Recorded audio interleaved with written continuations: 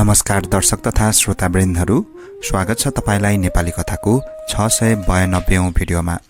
आज पनि मैले सदाझैं रोचक नेपाली दन्ते कथा लिएर आएको छु। आशा छ तपाईलाई यी कथाहरू मन पर्नेछन्।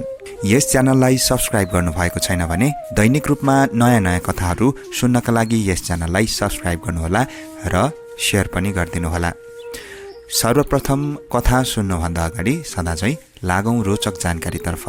ऊँटको दूधबाट बनेको चकलेट दुबई, युरोप, जापान र अमेरिकाका बजारमा जुलाई 2009 देखि बिक्री गर्न थालिएको छ। सो कम्पनीका प्रबन्धक निर्देशक मार्टिन भान अलेक्सिकका अनुसार संयुक्त अरब इमिरेट्सको सो कम्पनीले साउदी अरबको बजारमा प्रवेश गर्ने योजना बनाइसकेको थियो। उनले त्यसको केही महिनापछि बहराइन, कतार, कुवेत र अमेरिकाको बजारमा सो चकलेट बिक्री गर्न सुरु गर्ने बताएका छन्। सो कम्पनीले जेद्दाहमा रहेको वितरकसँग साझेदारी गरी साउदी अरबको बजारमा चकलेट बिक्री गर्न सुरु गर्ने बताएको छ। कम्पनीले एक वर्षमा ऊँटको दूधबाट 1000 टन चकलेट उत्पादन गर्ने लक्ष्य राखेको छ।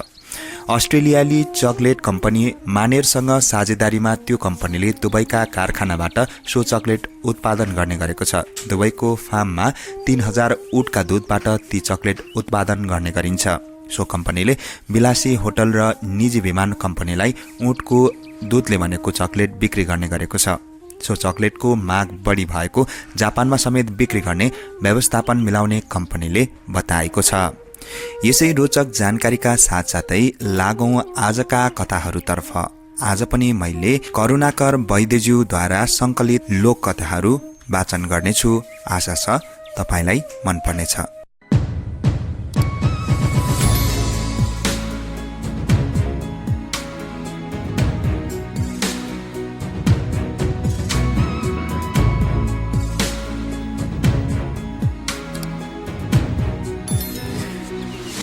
लोक कथा भन्ने क्रममा सबैभन्दा पहिलो कथा रहेको छ भावीको कथा। एकादेशमा एउटा राजा थिए। उनलाई शिकार खेल्ने ठूलो शोक थियो। शिकार खेल्दै जाँदा एउटा वनको नजिकै उनको बास पर्यो। सिपाहीहरूलाई पालमा राखी उनी नजिकैको एउटा घरको पिँढैमा बसे। त्यस घरकी एउटै स्वास्नी मानिस सुत्केरी भएकी थिए। त्यो 6औं दिन थियो। 6औं दिनमा भावी आएर जन्मेको बच्चाको निधारमा भाग्यको रेखा खिच्छ भन्ने विश्वासलाई मान्यता दिने त्यस ठाउँको चलन थियो। त्यो भावीलाई पक्रनका लागि राजा रातभरि बिउझै बसे। जब भावी आयो, राजाले पक्रन खोज्दा खोज्दै त्यो भित्र पस्यो। त्यसले बच्चाको निधारमा भाग्य रेखा खिची बाहिर निस्कियो। बाहिर निस्कन साथ राजाले उसलाई समाते। राजाले भावीसँग के लेखिस् भनी सोद्धा भावीले तिम्रो मृत्युपछि तिम्रो देशको राजा त्यो बच्चा हुनेछ भन्यो। राजा पीरले त्यो रातभरि छटपटाइरहे। भोलिपल्ट बिहान केही कुरा नभनी गरिब भएका ती घरपतिहरूलाई केही पैसा दिएर त्यो बच्चा किनी राजा हिँडे। बाटामा वनको माझमा त्यस बच्चालाई एक्लै छाडी अब त बाँच्दैन भन्ने सोचेर राजा आफ्नो देशमा फर्किए। संयोगवश एउटा जोगी त्यही बाटोबाट आयो। जोगी त्यो बच्चा लिई भिक्षा माग्दै जाँदा त्यही घरमा पुग्यो। त्यो बच्चालाई चिनेर त्यस घरका मानिसले जोगीलाई सबै कुरा बताए। जोगी पनि त्यो बच्चा त्यस घरपतिलाई दिएर आफ्नो बाटो लाग्यो। यसरी एउटा ठूलो मृत्युको हातबाट बची त्यो बच्चा हुर्कियो। धेरै समयपछि राजाले पनि सो कुरा थाहा पाए। त्यो बच्चा निकै लायक थियो, साथै फुर्तिलो पनि। तर उसले एक अक्षर चिनेको थिएन, किनकि उसका बाबुआमा ज्यादै गरिब थिए। उनीहरूले उसलाई पढाउन सकेनन्। ऊ ठूलो भएपछि सेनामा भर्ती भयो। त्यति बेलासम्म उसले अलिअलि केही शिक्षा प्राप्त गरिसकेको थियो। राजाको कहीँ भ्रमण हुँदा राजाले उसलाई भेटेर एउटा चिठी दिई आफ्नो दरबारमा जान हराए। चिठी लिएर ऊ दरबारतर्फ गयो। जाँदा जाँदा ऊ साह्रै थाक्यो। राजाको पँधेराको नजिकैको चौतारीमा उनिदा राजाकी कान्छी छोरी पनि डुल्दै त्यहीँ आइपुगेकी थिए। त्यस सिपाहीको सुन्दर शरीरको ढाँचा काँचाबाट त्यो आकर्षित भई त्यसले सिपाहीको हातमा चिठी देखी। बिस्तारै त्यसले त्यो चिठी खोलेर हेरी। राजाको हस्ताक्षर त्यसले तुरुन्तै चिने। राजाले उनको भाइलाई चिठी लेखेका रहेछन्। चिठीमा यो पत्र लिएर आउने मानिसलाई तुरुन्तै मारिदिनु भनिएको रहेछ, किनकि राजाको शेषपछि त्यही सिपाही देशको राजा हुन्छ र त्यस्तो भएमा राजकुमारले राज्य गर्न पाउँदैन भन्ने राजाले ठानेका थिए। यसैले उनले त्यसलाई मार्ने षड्यन्त्र रचेका थिए। तर राजकुमारीले चिठीमा लेखिएको कुरा मन पराइन। त्यसले त्यो पत्रको बेहोरा उल्टाइदिए र यो पत्र लिए आउने मानिससँग मेरी कान्छी छोरीको विवाह गरिदिनु भन्ने लेखेर छाडिदिए। अनि त्यो दरबारतर्फ हिँडिहाली। त्यो सिपाही केही समयपछि बिउजियो। ऊ सरासर दरबारतिर गयो र चिठी बुझायो। राजाको भाइले पनि तुरुन्तै राजाकी छोरी र त्यस सिपाहीको विवाह गरिदियो। अब त्यो सिपाही राजाको ज्वाइँ भएर दरबारमै बस्न थाल्यो। राजाको सवारी फर्कियो। राजाले सबै कुरा थाहा पाए। यसबाट पनि सफल हुन सकिएन भनेर उनी अर्को युक्ति विचार गर्न लागे। दरबारमा भने राजाले त्यो ज्वाइँ भनाउँदोलाई राम्रै सम्मान गरेका थिए। राजाको षड्यन्त्र उनी बाहेक अरू कसैलाई थाहा थिएन। राजाले एक दिन सार्की कहाँ गएर भने, भोलि बिहान सबैले सबभन्दा पहिले यहाँ जो आउँछ त्यसलाई मारिदिनु। उनी आफू दरबार फर्किए। सार्कीले पनि सो कुरा मन्जुर गर्यो। राजाले घरमा गएर ज्वाइँलाई भने, मैले तपाईँका निमित्त एक जोर राम्रा जुत्ता बनाउन सार्कीलाई आदेश दिएको छु। भोलि बिहान कोही नउठ्दै जुत्ता लिन जानुहोला। ज्वाइँ भोलिपल्ट बिहान सबेरै उठेर जुत्ता लिन भनी सार्कीको घरतिर गयो। बाटामा राजकुमारसँग भेट भयो। राजकुमारले सोद्धा सार्कीको घरमा जुत्ता लिन जान लागेको भनी जवाफ दियो। राजकुमारले, राजाको ज्वाइँ भएर पनि जुत्ता लिन जानुहुन्छ? म जान्छु, तपाईँ नजानुहोस् भनी घरतिरै फर्काइदियो। राजकुमार सार्की कहाँ पुग्ने बित्तिकै सार्कीले केही कुरै नगरी राजकुमारलाई मारिदियो। ज्वाइँ फर्केर आएको देखेर राजा छक्क परे। जुत्ता लिन को गयो भनेर सोद्धा ज्वाइँले भन्यो, बाटामा जेठनलाई भेटे। ज्वाइँ भएर पनि के जुत्ता लिन जानुहुन्छ? म आफै जान्छु, तपाईँ घर जानुहोस् भनेर मलाई भन्नुभयो र उहाँ आफै जानुभयो। यो सुन्ने बित्तिकै लौ बित्यास पर्यो भनी राजा दगुर्दै जाँदा त राजकुमार मरिसकेको थियो। आफ्नो एउटा मात्र छोरो मरेको हुनाले राजा अत्यन्त चिन्तित भए। यसबाट पनि ज्वाइँ बच्यो। अब अर्को षड्यन्त्र रच्न थाले। एक दिन एउटा खोलामा पुल हाल्नु पर्यो भनी राजा र राजाको ज्वाइँ त्यसतर्फ गए। खोलो सानै थियो। पुलमा एउटा काठ मात्र तेर्साइएको थियो। त्यही पुल तर्न लाग्दा पुलको काठ हल्लाएर ज्वाइँलाई खसाली मार्ने राजाको विचार थियो। उनले ज्वाइँलाई पहिले पुल तर्न लगाए। पुल तर्न लाग्दा काठ हल्लाउन लागेका राजा त आफै खोलामा खसेर मरे। ज्वाइँ चाहिँ चाँडै पारी पुगिहाल्यो। यसरी राजाको छोरो र राजाको देहान्त भएपछि ऊ राजकाज चलाएर आनन्दपूर्वक बस्यो। दर्शक तथा श्रोतावृन्दहरू, तपाईँलाई यो कथा कस्तो लाग्यो? अब लागौँ अर्को कथातर्फ। कथाको शीर्षक कोदो साहु। एकादेशमा एउटा कोदो साहु थियो। उसका 2 छोरी थिए। उसको खेती कोदाको मात्र भएकाले उसलाई कोदे साहु भन्ने चलन थियो। ठुली छोरीको विवाह भइसकेको थियो। अब सानी छोरीको मात्र बाँकी थियो। छोरी तरुणी भइसकेकी थिए। अब त्यस साहुले छोरीका निम्ति एउटा वर खोज्न थाल्यो। उसले आफ्नो देशभरि हल्ला फिजायो, जसले एक दिनभरमा यो ठुलो चौर जोत्न सक्छ त्यसलाई मेरी छोरी र सारा सम्पत्ति दिन्छु, यदि सकेन भने आफै भस्म भएर जानेछ। उसले शराब पनि दिएको थियो।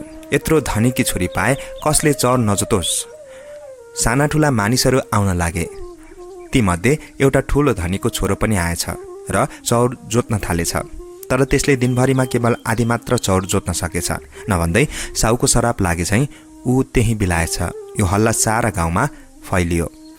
अनि त सबै डराउन लागेछन्। कान्छो मुखियाको जेठो छोरो मरे पनि मरुला भनी त्यो चौर जोत्न घरबाट हिँडेछ। ऊ धेरै सोझो र मिजासी थियो। बुढाको मनमा यस्तो लागेको थियो कि त्यसले जोत्न सके हुने थियो। तर अफसोस 3 भागको 2 भाग मात्र के सकेको थियो। सूर्य अस्तायो। मर्ने शराब लागेकोले ऊ पनि बिलायो।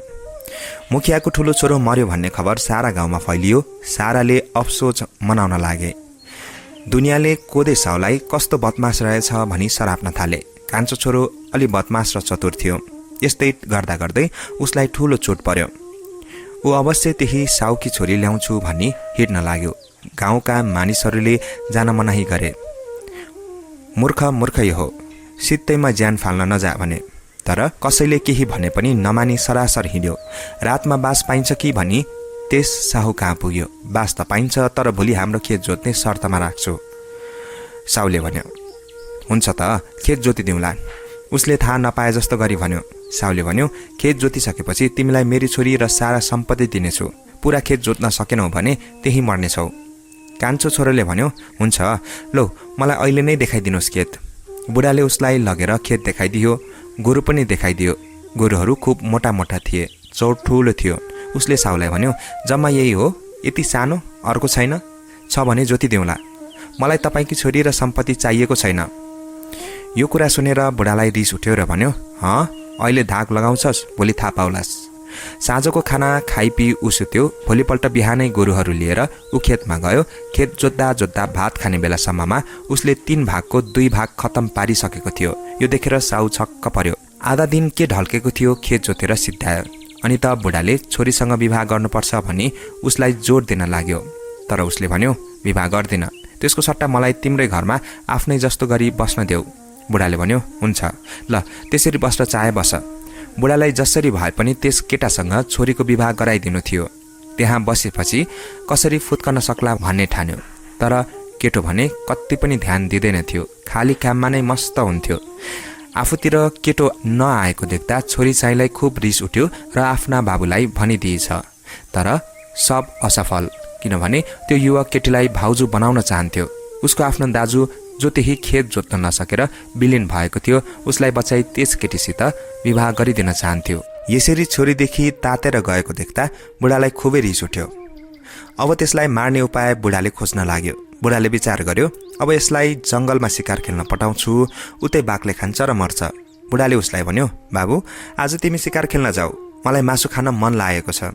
बुढाले एउटा शिकारी कुकुर पालेको थियो, त्यसलाई प्वाके भनेर बोलाउने गर्थ्यो। युवकको नाउँ थियो चङ्गे। चङ्गे बन्दुक लिई वनतिर शिकारको खोजीमा हिँड्यो। दिनभरि खोज्दा खोज्दा भरे एउटा कालिज मार्यो र खुसी हुँदै घर आयो। उसलाई देख्ने बित्तिकै बुढो रुखबाट खसे झैँ भयो। मर्न पठाएको त मारेर पो ल्याएछ भनी बुढाले बाहिर निस्केर भन्यो, ओहो चङ्गे त बडो राम्रो शिकारी रहेछ, आज कालिजको मासु खुवायो, भोलि के को खुवाउँछ ल है। भोलिपल्ट पनि कुकुर र बन्दुक साथमा लिई चङ्गे जङ्गलतर्फ हिँड्यो। दिनभरि खोज्दा खोज्दा उसले एउटा फिस्टो पनि मार्न सकेन। त्यसै फर्कन भएन। एउटा उपाय त गर्नै पर्यो भनेर त्यही शिकारी कुकुरलाई मारी टाउको फालेर पोलपाल गरी चित्तल बनाएर घर लग्यो। बुढो ताज्जुब भयो। कुकुरलाई चङ्गेको साथमा नदेख्दा सायद आज कुकुर त्यससँग गएको थिएन होला भनी सोध्यो, कुकुरलाई लगेनौ चङ्गे? अरू देखिन बाजे, केटाले जवाफ दियो। साँझ बुढाले सदाको चाहिँ आज पनि मासु हातमा लिएर बाहिर आई च्यो च्यो पके च्यो भनी बोलाउन लाग्यो। यता बाहिर चङ्गे हाँस्न लाग्यो। किन हाँसस् ए चङ्गे? बुढाले सोध्यो। के को तरकारी खाएर कुकुरलाई बोलाउँछौ? केटाले भन्ने बित्तिकै बुढाले बुझिहाल्यो, पक्का पनि आज कुकुरको मासु खुवाएछ भनी बुढो छटपटाउन लाग्यो। आज उसको आफ्नै माल गायब गरिदियो त्यो चङ्गेले। एक दिनको कुरा थियो, नातिलाई बुढा बाजे बजैलाई भेट्न उसका आमा बाबुले त्यस बुढाको घरमा पठाइदिएछन्। नाति सानो रहेछ।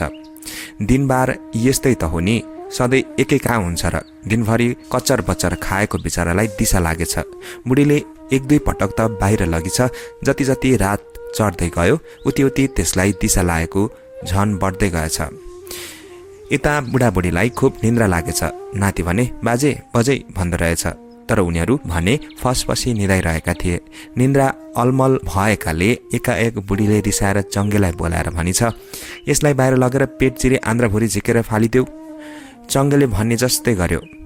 बिहानी पख बुढी उठ्छे त नाति छैन। चङ्गेलाई कहाँ गएछ भनेर सोधी। चङ्गेले राति आन्द्राभुडी झिकेर फालिदे भन्ने अहिले खोज्ने भनेर जवाफ दियो। यो सुनेर बुढी खुब रुन थाली। बुढाले अब यसलाई यी सबको साटो एकै पटक भिरमा लगेर खसाली निकाल्छु भनी बुढीसँग सल्लाह गरेछ। छोरीलाई भेट्न जानु पर्यो भनेर बुढीलाई रोटी हाल्न पठाएछ। एक डोको सेल चङ्गेलाई बोकाएर बुढो हिँड्यो। जाँदा जाँदा बुढाले यसो खल्ती छामेछ। पासमा 1 पैसा छैन। झटपट चङ्गेलाई पैसा लिन घर पठाए। बुढो त्यही चौरमा बस्यो।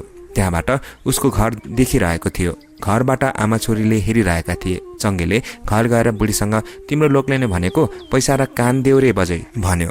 बुढी चङ्गेलाई गाली गर्न लागि छ। कस्तो बदमास रहेछ, कान माग्छ मोरो, नपत्याए सोध न, चङ्गेले भन्यो।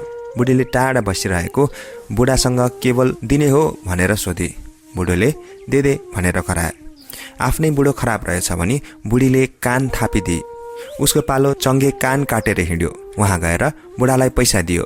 बुढो खुसी हुँदै हिँड्यो। यता चङ्गे मक्ख भएको छ।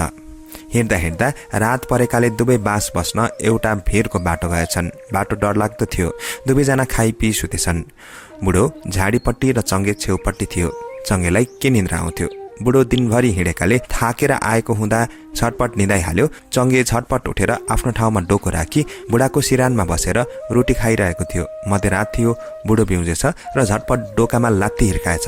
डोको लड्दै तल खस्यो। बुढो भन्दै गएछ, खाइस, खुब खाइस, बुढो मलाई दुःख दिने भएको।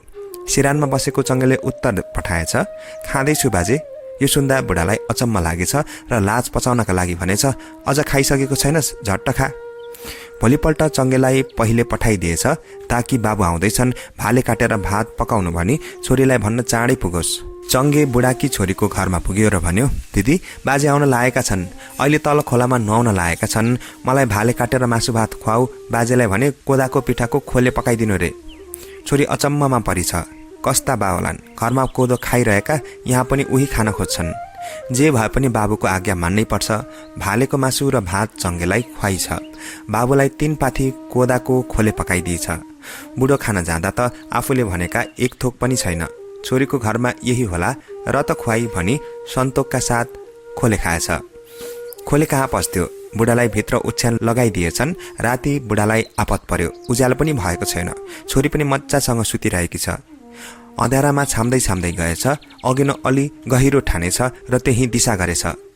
अर्को पटक गाग्री भरिदिएछ।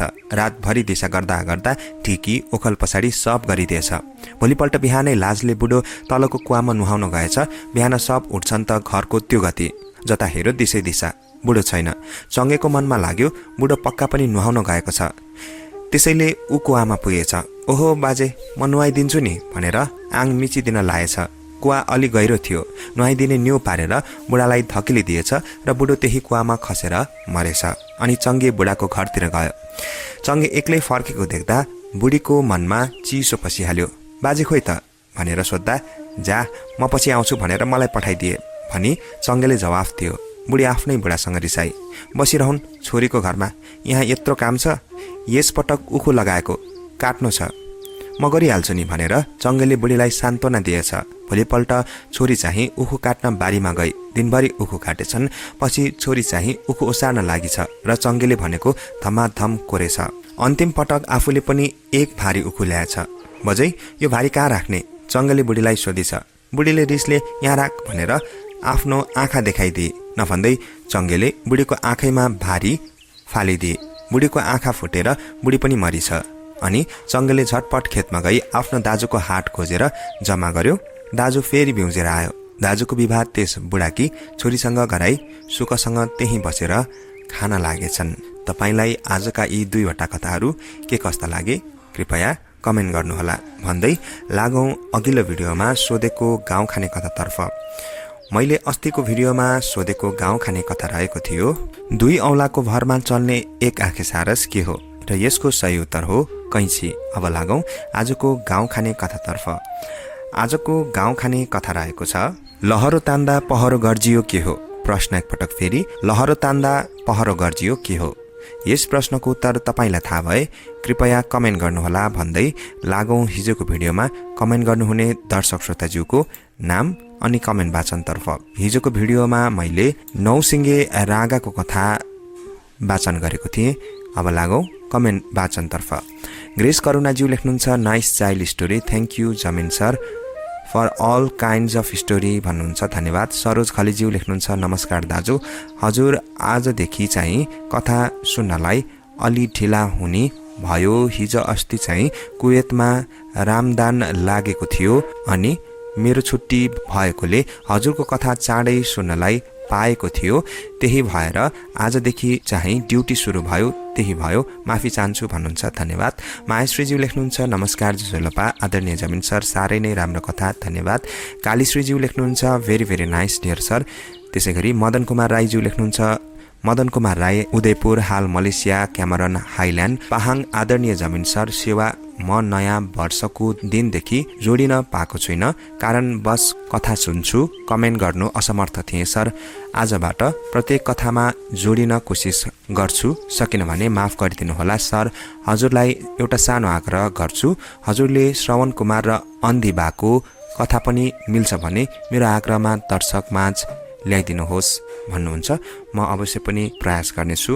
त्यसै गरी कृष्ण धितालज्यू लेख्नुहुन्छ, धन्यवाद। कमेन्ट गरिदिनुहुने सम्पूर्ण दर्शक श्रोताज्यूलाई धेरै धेरै धन्यवाद। कथाहरू के कस्ता लाग्दैछन् कमेन्ट गरिदिनुहोला, सेयर पनि गरिदिनुहोला भन्दै आजको कथा बसाइबाट म कथावाचक जमिन राईलाई बिदा दिनुहोस्। नमस्कार।